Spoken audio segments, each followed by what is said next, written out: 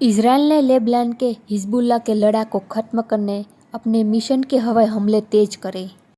Israel ने ताबड़तोड़ हमले किए जिसमें काफ़ी लोग मारे गए।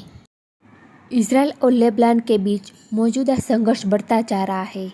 इसी संबंध में लेबनानी मंत्रालय ने जानकारी दी कि बीते रविवार को इसराइल सेना ने अलग अलग इलाकों में ताबड़तोड़ हवाई हमले करे, जिसमें कम से कम 45 लोग मारे गए और 76 घायल हो गए।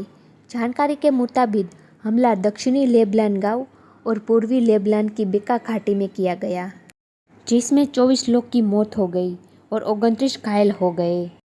इसराइल की तेज बमबारी के कारण हजारों लेबनानी नागरिकों को घर छोड़कर दूसरी जगह भागना पड़ा और प्रमुख बुनियादी ढाबे को भी नष्ट कर दिया। इसराइल ने हमला हिजबुल्लाह के आतंक को खत्म करने के लिए कर रहे हैं।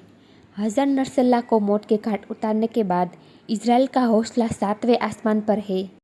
इसराइल के प्रधानमंत्री ने साफ साफ स्पष्ट कर दिया कि वो किसी भी कीमत पर हमले को नहीं रोकने वाले। इसराइल हवाई हमले में अब तक सैकड़ों लोगों की जान चली गई और हजारों की संख्या में घायल हुए।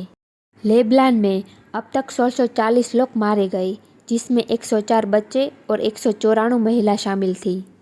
हिजबुल्लाह के आतंक की बात करें तो इसराइल का दावा है कि हमले में कम से कम 40 हिजबुल्लाह आतंकवादी मारे गए, जिनमें हिजबुल्लाह प्रमुख हसन नसरल्लाह समेत 2 गरीब सहयोगी भी शामिल हैं। हमारे वीडियो को लाइक, शेयर और सब्सक्राइब करें और बेल आइकन को प्रेस करें ताकि हमारी अगले वीडियो की नोटिफिकेशन आप तक पहुंच सके।